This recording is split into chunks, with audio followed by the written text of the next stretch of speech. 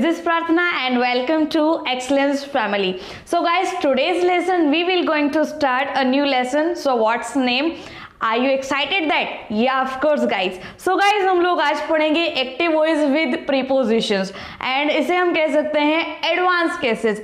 So guys, अब आपको चिंता करने की बिल्कुल भी ज़रूरत नहीं है. आपके लिए एडवांस नियम में लेकर आए हूँ सो दैट आपको एक्टिव और पैसिव वॉइस में बिल्कुल भी कहीं पर भी कोई प्रॉब्लम नहीं होगी. सो गाइस, बिना देरी के करते हैं लेसन की शुरुआत और पढ़ते हैं कि क्या क्या इसमें होने वाला है नया नया, वो भी इंटरेस्टिंग वे से.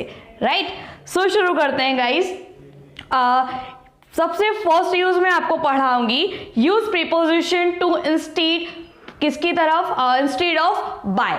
मतलब हमें ना, देखो गाइस, आपको इतना नॉलेज आप रखते हो कि पैसिव वॉइस में हम लोग बाय का यूज करते हैं, लेकिन आज हम क्या करेंगे, जैसे मैंने आपको मेरे फर्स्ट वीडियो में, जैसे कि मैंने अभी एडवांस नियम का एक और वीडियो बनाया था जिसमें मैंने बाय प्लस एजेंट को हटाने की बात कही थी, वो मेरा पार्ट नंबर 1 था. ये मेरा पार्ट नंबर 2 है जिसमें हम लोग पैसिव पढ़ रहे हैं विद प्रीपोजिशन. अब जैसे कि कोई प्रीपोजिशन होता है बट हमें उनका यूज नहीं करना है. देखो, जैसे कि पहला रूल जो है वो ये कहता है कि प्रीपोजिशन यूज करना है. टू की जगह हमें बाय की जगह हम पैसिव में बाय यूज करते हैं, लेकिन हमें इंस्टीड के बजाय हमें बाय की जगह पर क्या यूज करना है, हमें टू का यूज करना है. जैसे कि कुछ वर्ड्स है गाइस, और वो वर्ड्स क्या है पहले मैं आपके लिए हाईलाइट कर देती हूँ.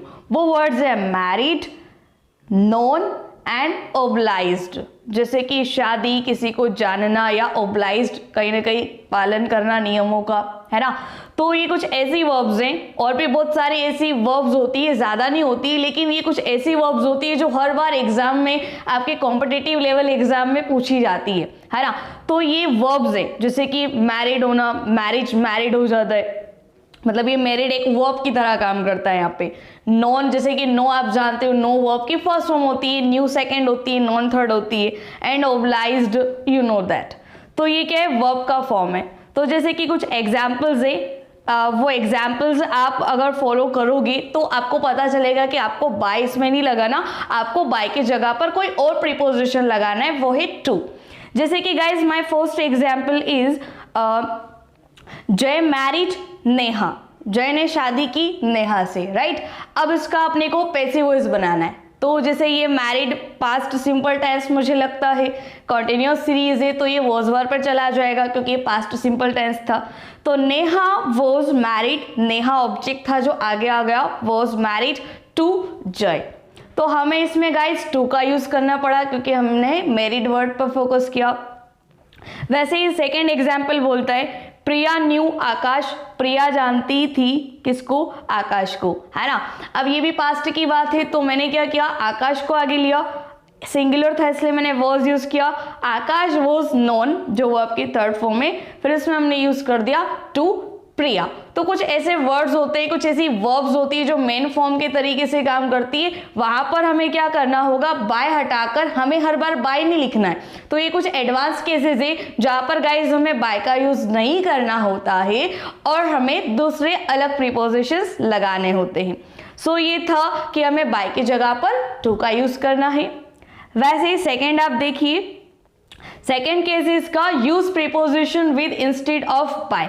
फिर से हमें बाय की जगह पर क्या यूज करना है, विद का यूज करना है. मतलब हम बाय नहीं लगाएंगे और उस बाय को हटाकर हम विद का यूज करेंगे, है ना, क्योंकि विद भी एक प्रीपोजिशन होता है and by also is a preposition. Right, so जैसे और भी कुछ वर्ड्स जैसे मैं आपको बताती हूँ. वो वर्ड है प्लीज्ड, जैसे खुश होना. डिस्गस्टेड, मतलब किसी से घृणा करना, डिस्गस्टेड जैसे आप कहते हो, इसे इट इज डिस्गस्टिंग, है ना. Impressed and charmed. तो ये कुछ ऐसी वर्ब्स हैं जहां पर हमें यूज करना होगा बाय के स्थान पर विद.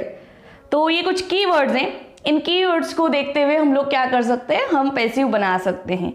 जैसे कि my first example is that कि हर ग्रुप डांस, की उस लड़की का जो ग्रुप डांस था, ग्रुप डांस परफॉर्मेंस इम्प्रेस्ड अस. ये पूरा एक क्या बन रहा है, एक तरीके से ये क्या बन रहा है, आप देखो, हर ग्रुप डांस, उसका जो ग्रुप डांस परफॉर्मेंस था उसने हम सभी को क्या किया, इम्प्रेस किया.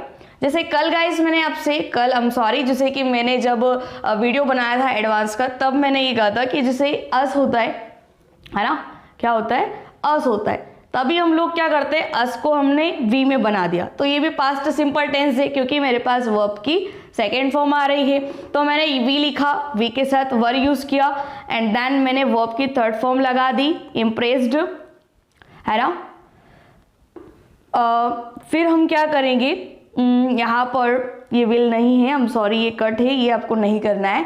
वी वर इम्प्रेस्ड, हम लोग इम्प्रेस्ड हो गए थे हर ग्रुप डांस परफॉर्मेंसेस, है ना, परफॉर्मेंस एक परफॉर्म था।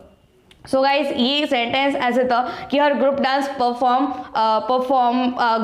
परफॉर्मेंस इम्प्रेस्ड अस। तो ये इम्प्रेस्ड वर्ब देखी ना, तो हमने क्या कर दिया, यहाँ पर हमने प्रीपोजिशन भी यूज नहीं किया है, तो यहाँ थोड़ी मिस्टेक है, तो इस सेंटेंस को मैं करेक्ट करवाती हूँ कि वी वर इम्प्रेस्ड, है ना। अब हमें यहाँ पर विद का यूज करना चाहिए था, अभी विल लिख दिया गया है, थोड़ा प्रिंटिंग मिस्टेक था, तो नो डाउट। तो we were impressed with her dance performance, तो हमें बाय नहीं लिखना है, बाय हर डांस परफॉर्मेंस नहीं लिखना है, फिर हमें क्या लिखना है, विद का यूज करना है। वैसे ही एक और केस मैं आपको बताती हूँ, आई होप आपको ये केसेस समझ आए तो जो मैंने अभी ऊपर बताए हैं। थर्ड केस क्या बोलता है, use preposition in instead of by. Third use में हमें क्या करना है, बाय की जगह पर हमें इन यूज करना है ना। हम बाय नहीं लगाएंगे, हम इनका यूज करेंगे। कैसे कि जैसे ये कुछ वर्ड्स हैं, जैसे interested, consisted, absorb, content, etc.. जैसे इंटरेस्टेड मतलब किसी बात में आपको इंटरेस्ट होता है, रुचि होती है। कंसिस्टेड मतलब वो कोई चीज़ जो शामिल होती है, रहती है, पहले से मौजूद होती है। एब्जॉर्ब कर लेना मतलब सोख लेना, अवशोषित कर लेना होता है। कंटेंट का मतलब होता है फिर से वही शामिल कर लेना, इटीसी। और भी ऐसी बहुत सारी वर्ब्स होती हैं। तो ये कुछ मैक्सिमम ऐसी वर्ब्स मैं आपके लिए लेकर आए हूँ जिन वर्ब्स के साथ हम लोग इन्हीं प्रीपोजिशंस का यूज करेंगे। जैसे फर्स्ट एग्जाम्पल है इसका, ये बोलता है कि this lesson might interest students. तो ये जो लेसन है वो स्टूडेंट्स के लिए हो सकता है इंटरेस्टिंग, है ना। तो माइट है जो एक मॉडल वर्ब का काम करती है। मॉडल वर्ब में हमें आपको पता है कि यदि हम इसका पैसिव यूज बनाएंगे तभी हम बी यूज करेंगे, है ना। सेंटेंस अफर्मेटिव चल रहा है, तो this lesson might interest students. तो मैंने वर्ब देखी इंटरेस्ट, सेकेंड फॉर्म या थर्ड फॉर्म चाहिए तो मुझे लगाना होगा ईडी। तो मैं क्या लिखूंगी, स्टूडेंट्स माइट बी। जैसे स्टूडेंट्स मेरा ऑब्जेक्ट था, वो मेरा आगे आ गया, माइट के साथ मैंने बी यूज किया जो कि रूल कहता है। इंटरेस्टेड वर्ब की थर्ड फॉर्म में, है ना। अब दिस लेसन तो आएगा बट मुझे इन लिखना पड़ेगा, इन दिस लेसन मुझे लिखना पड़ेगा, है ना। तो दिस लेसन एक तरीके से यहाँ सब्जेक्ट वर्क कर रहा है क्योंकि पर्टिकुलर कोई डूअर आपको इसमें नहीं मिल रहा है ना। तभी आप लोगों ने इन यूज किया है। आई होप आपको ये इनका यूज समझ आया, क्योंकि आप एक्टिव से पैसिव में इसे कन्वर्ट कर रहे हो। एक्टिव वॉइस कुछ नहीं है, एक्टिव वॉइस टेंस ही होता है, जो मैं आपको पहले बता चुकी हूँ। सी नेक्स्ट एग्जाम्पल क्या बोलता है कि ऑल क्वालिटीज कॉन्टेन जया। पूरी जो क्वालिटीज है, क्वालिटीज थी वो जया में शामिल थी, है ना। क्योंकि जया में बहुत सारी क्वालिटीज थी, तो मुझे पता नहीं, I don't know who is Jaya, but थी। तो मैं क्या करूंगी, जया को आगे लिखूंगी क्योंकि मेरा पास्ट सिंपल टेंस था, सिंगुलर था, वो जरूर लगाऊंगी। कंटेंट जरूर लिखूंगी मैं। अब ऑल क्वालिटीज भी लिखूंगी, जो यहाँ पर एक वर्क कर रहा है एज अ सब्जेक्ट, तो मुझे इन यूज करना पड़ेगा क्योंकि मैं इसका पैसिव यूज कर रही हूँ। तो Jaya was content in all qualities, right. So ये था मेरा रूल नंबर थर्ड, जिसमें मैंने आपको ये बताया कि बाय के स्थान पे हमें इनका यूज करना है ना। तो वैसे ही हम लोग नेक्स्ट मूव ऑन करते हैं, यूज ऑफ वैन। मतलब हमें वैन कब लगाना होगा, है ना। वैन का यूज हम पैसिव में कभी करते हैं, कब करते हैं, जैसे कि जब हम कोई स्मेल, टेस्ट या कोई फील से रिलेटेड कोई ऐसी वर्ब होती है, तभी हम लोग क्या करते हैं, वैन का यूज करते हैं। जैसे मैं फर्स्ट एग्जाम्पल, ये कहता है honey taste is sweet. Honey को जब हम स्वाद लेते हैं ना हनी का, तो वो बहुत ही कैसी लगती है, स्वीट लगती है। तो स्वीट यहाँ पर एक ऑब्जेक्ट लग रहा होगा और आप कहोगे कि स्वीट को मुझे आगे लिखना चाहिए, बट ऐसा नहीं होगा। No no no never. So इसको आप कैसे बनाओगे, तो हनी को आपको आगे लिखना पड़ेगा। तो ये कुछ ऐसे एडवांस केसेस है जिन्हें आपको स्टडी करना मस्ट है, बहुत ज़रूरी है एक्चुअली। तो हनी इज, क्योंकि ये एस लग रहा है तो मुझे पता चला प्रेजेंट सिंपल टेंस था, तो मुझे इज एम आर लगाना होगा। तो honey is sweet, honey is sweet when tested, मतलब जब हनी का स्वाद लिया गया तो लिया जाता है तो क्या होता है, वो टेस्टी लगती है। वैसे नेक्स्ट एग्जाम्पल कहते हैं रोजेस स्मेल नाइस, रोजेस की जो स्मेल है वो अच्छी होती है ना। तो रोजेस आर नाइस, रोजेस एक से ज्यादा इसलिए आर, तो roses are nice when smell, जब उसे क्या किया जाता है, स्मेल किया जाता है। तो ये था गाइज व्हेन का यूज, जहां पर हमें पैसिव में व्हेन लगाना होता है। अब एक और यूज मैं आपको बताती हूँ जो माइट आपके लिए बहुत ही इंटरेस्टिंग हो सकता है। ये है use preposition at instead of by. By की जगह पर अब हम एट यूज करेंगे, है ना। अब एट कैसे करेंगे, फिर से इसके लिए कुछ वर्ड्स हैं, उन वर्ड्स को हमें स्टडी करना है और देखना है कि कैसे करना है।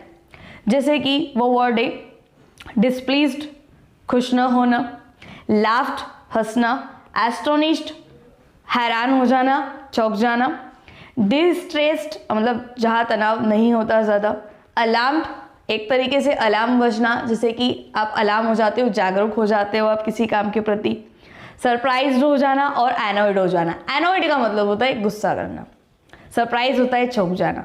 एस्टोनिश और सरप्राइज कहने गए सिमिलर वर्ड्स है। अब कुछ ऐसी वर्ब्स एक मेन फॉर्म के तौर पर आती है और इन वर्ब्स को आपको ध्यान में रखते हुए यदि आप इनका पैसिव वॉइस बनाना चाहते हो तभी आपको यूज करना होता है एट, किसकी जगह, बाय की जगह।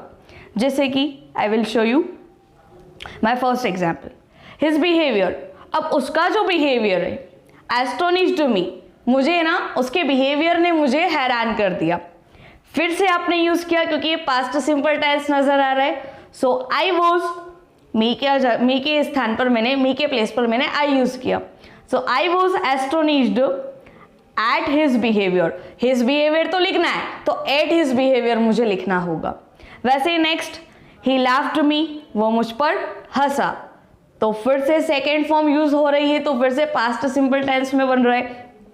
तो I was laughed at him, तो वो मुझ पे हंसा, तो मुझ पर हंसा गया किसके थ्रू, उसके थ्रू, उसके द्वारा।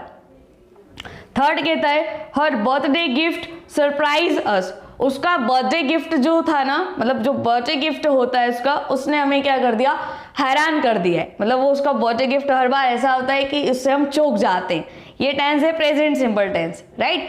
अब क्या करना है, अस की जगह पर फिर से हमें वी यूज करना है। अगर ये प्रेजेंट सिंपल है तो आपको इज एम आर लगाना होगा। तो we are surprised her birthday gift, so हमें इट यूज करना होगा, है ना, क्योंकि ये कुछ ऐसा सेंटेंस था कि we are surprised at her birthday gift, है ना।